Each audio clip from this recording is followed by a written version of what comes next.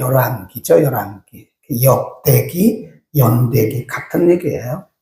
열 왕들의 이야기, 스토리를 우리가 공부하고 있는데, 만일 이 말씀을 그냥 우시아의 이야기, 요아스의 이야기, 요시아의 이야기, 이렇게 요담의 이야기, 그 당시 왕들의 이야기로만 우리가 공부를 한다면 아무런 의미가 없어요. 또는 치료할 수도 있어요. 그러나 그것은 그 왕들의 이야기이기도 하지만 우리의 이야기고 나의 이야기입니다. 우리가 성경을 볼 때는 언제나 모든 성경을 나에게 적용을 해야 돼요. 그래야 그 말씀이 능력이 되고 그 말씀이 나를 이끌어가고 나를 변화시키고 내게 복이 되는 거죠. 이 이야기를 다 남의 이야기로. 이제 우리가 성경 묵상에서 가장 중요한 것이 뭐냐면 적용이거든, 적용. 그 적용을 나에게 해야 돼요. 근데 우리는 그 말씀을 이렇게 퍼냅니다. 퍼내기를 잘합니다. 이건 내 이야기가 아니야. 이건 남편이 들어야 되는데, 이것은 내 아내가 들어야 되는데, 이것은 어떤 전도사님이 들어야 되는데, 말씀을 다 퍼내요. 나중에 내게 남는 건 없어요. 가장 불행한 크리스찬. 하나님의 말씀을 들어도 하나님의 말씀으로 들리지 않고 그 말씀이 내게 적용이 되지 않는다면 가장 불행한 크리스찬입니다. 그 순간은 박선희 목사님은 그런 말씀 하셨어요. 그 순간은 기독교인이 아니다.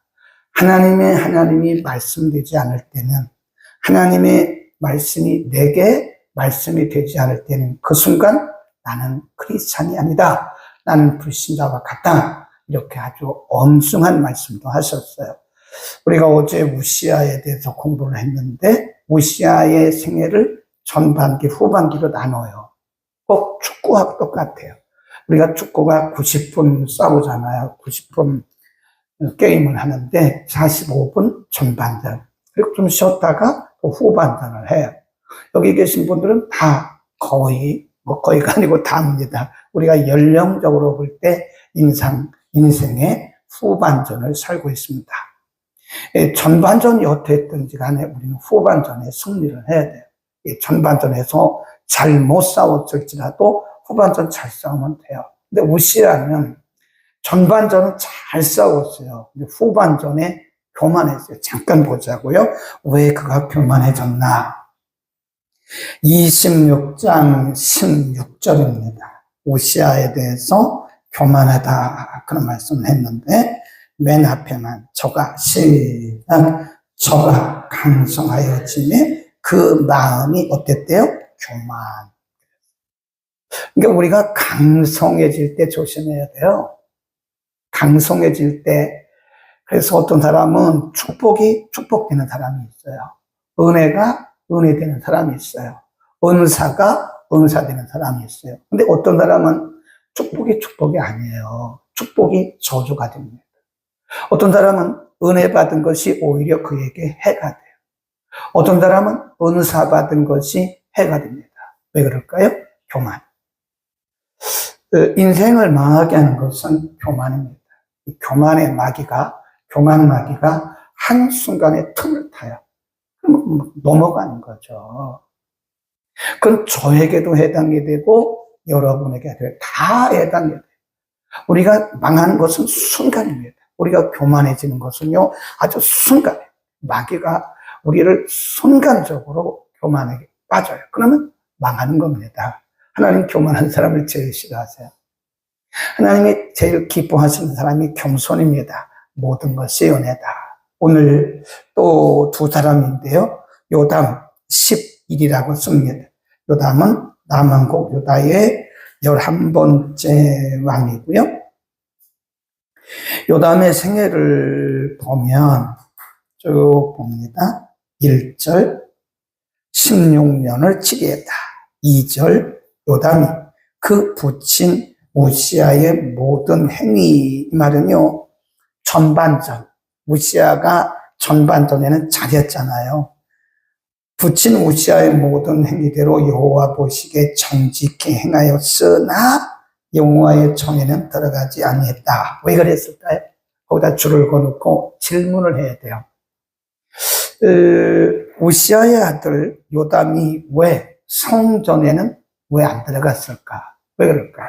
바로 오히려 26장에 보면 요담의 아버지 우시아가 성전에 들어가서 뭐 했죠?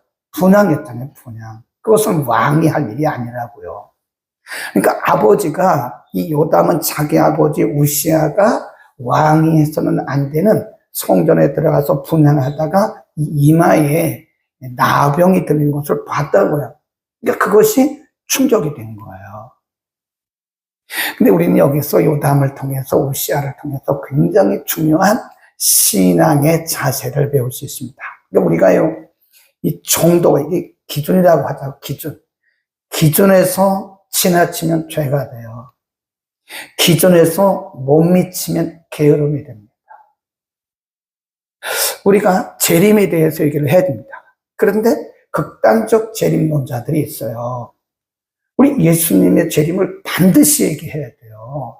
그런데 극단론적인 재림론자들 때문에 재림을 얘기하면 이단으로 보인다고요. 그러니까 재림 얘기 안 해요. 요즘에 교회가 회개를 얘기 안 합니다. 왜냐하면 성도들에게 좋은 얘기만 해야지 회개하라. 그럼 벌써 인상이 틀려져요. 우리가 귀신 얘기해야 됩니다. 귀신 쫓아내야 돼요. 예수님의 사역의 3분의 2가 귀신을 쫓아냈어요. 근데 여기서 지나치면 이게 바로 베레아가 되는 거예요. 그렇다고 우리가 귀신 얘기 안 하면 그것도 못 미친 거예요. 지금 그거예요, 지금. 네. 이 요담이라고 하는 왕이 자기 아버지가 성전에 들어갔다가 잘못해가지고 이마에 나병이 드는 것을 보고 아예 성전 근처도 안 가는 게 그 얘기입니다. 지나친 것도 안 되고 못 미치는 것도 안 된다. 그리고 2절, 3절 쭉 내려갑니다. 6절로 갑니다. 6절. 요담의 행적은 어떠했나? 요담이 그 하나님 여호와 앞에서 정도를 행하였으므로 어떻게 했대요? 점점 요담은 잘했어요. 요담은 조금 이렇게 지체한 것도 있죠. 그러나 요담이 통치하는 시대에 그 나라가 점점 강성해졌다. 뭐 했기 때문이죠? 하나님 여호와 앞에서 정도, 이 정도라고 하는 말은요, 바른 길. 이 바른 길이 뭐죠? 윤리도덕적 바른 길을 말하는 게 아니에요. 하나님 말씀대로 가는 게 바른 길입니다. 아멘. 우리가 가끔 윤리도덕과 말씀을 이렇게 혼돈할 때가 있어요. 어떤 사람들은 윤리도덕적으로 굉장히 정직하고 모범적입니다. 근데 말씀은 없어요. 그거요. 우리가 성경적으로 보면 하나님 앞엔 점수를 못 받습니다. 우리가 착하다고 구원받는 건 아니거든요.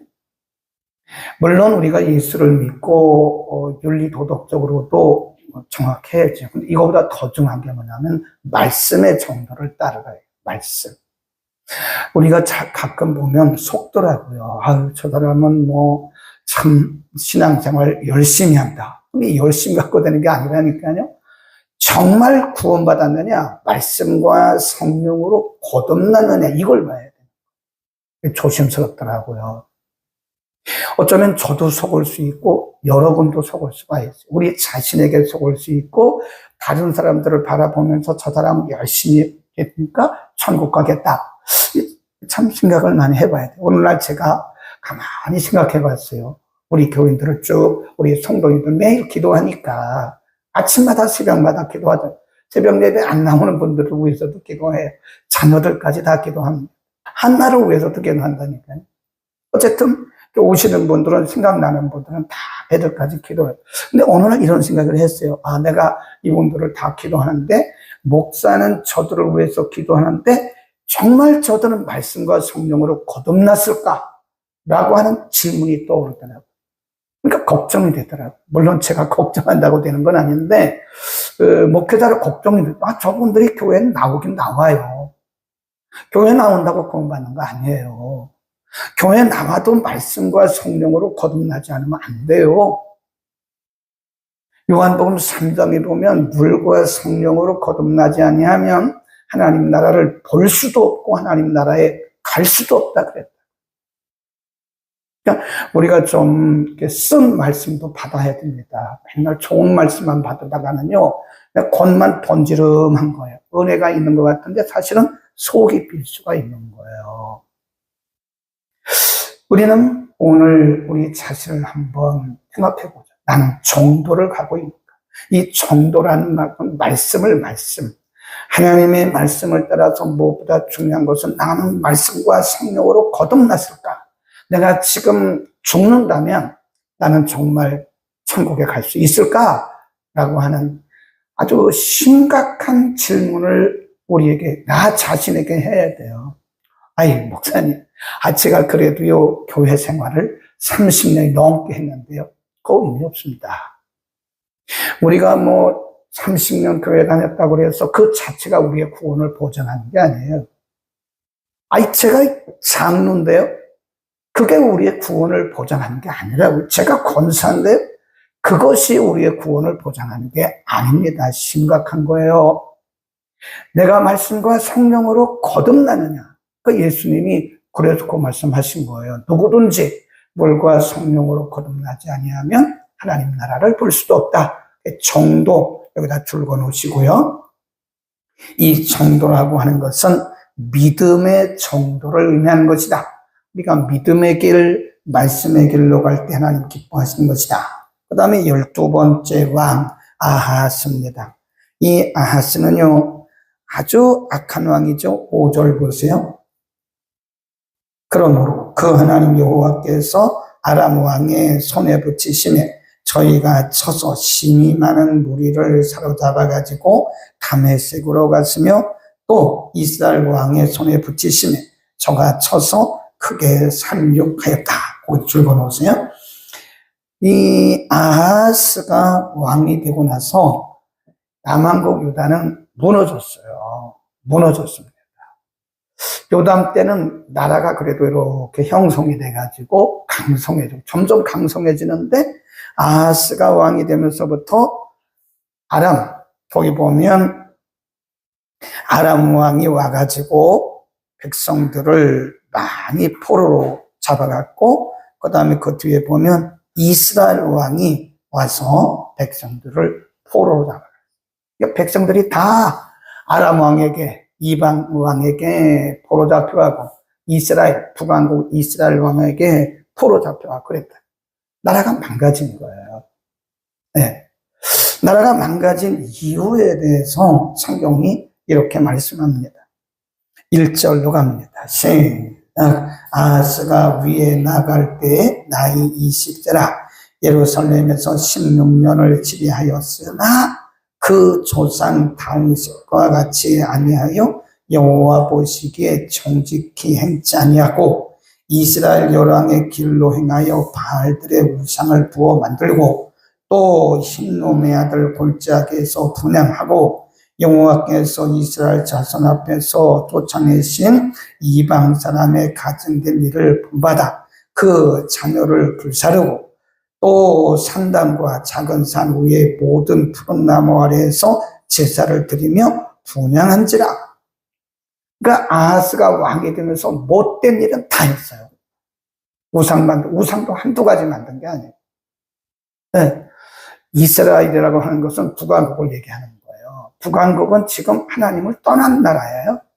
그리고 그 사람들은 별 우상을 다 숭배하고 심지어는 이방인들이 하는 그런 바알신도 섬기고 자녀들을 다 바치고 우상에게 바치는 그런 온갖 하나님이 싫어하시는 일을 다 했어요. 네. 5절입니다. 앞에만. 그러므로 시작. 이걸 뭐라고 그래요? 접속사. 굉장히 중요합니다. 우리 인생에 있어서 접속사는 굉장히 중요합니다. 예를 들어서 여기 A라는 사람이 있어요. A라는 사람이 있었다. 그래서 이렇게 A라는 사람이 있었다. 그러므로 이렇게 그러므로 복을 받았다. 여기는 뭐죠? 그러므로 망했다. 그거 아닙니까? 우리 인생에 있어서 접속사가 매우 중요합니다.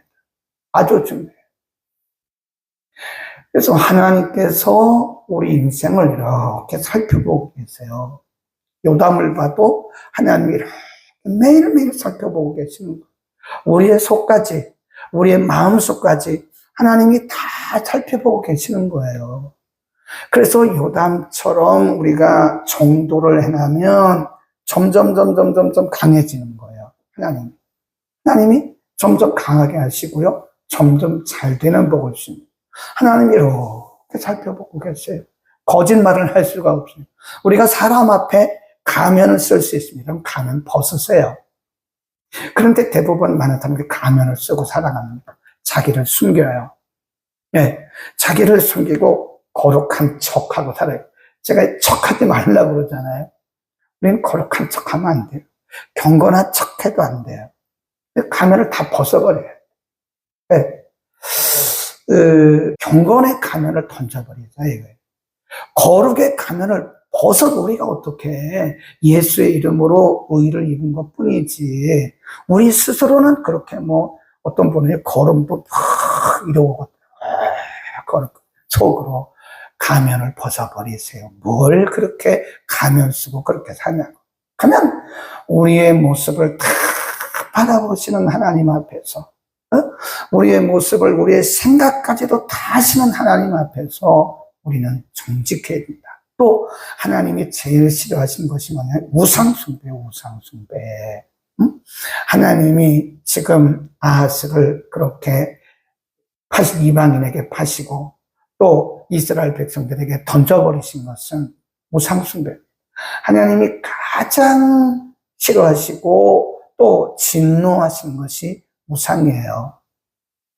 아이, 목사님, 제가 절에 가서 언제 제가 우상 숭배한 적이 있습니까?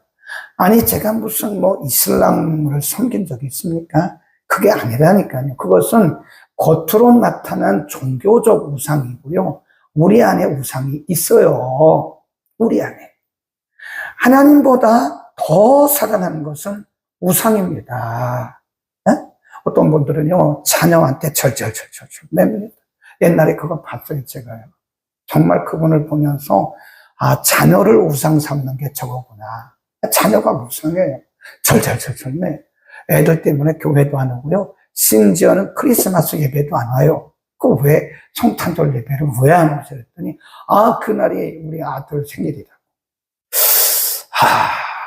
저거는 아들이 우상이구나. 아들이 우상. 어떤 분은 아내가 우상이 아내. 우리가 아내를 사랑하기는 해야 되지만 하나님보다 더 사랑하면요 큰일 납니다. 저 그런 사람 봤어요. 네? 남편을 사랑하는 건 좋지만 남편을 하나님보다 더 사랑하는 것은 정말 위험합니다.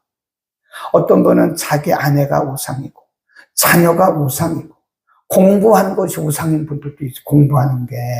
네? 물질이 우상인 분들도 있어요. 사업이 우상인 분도 있습니다. 사업하기 위해서 예배도 뒤로 하고 기도하는 것도 뒤로 하고 사업이 우선이 그 우상입니다.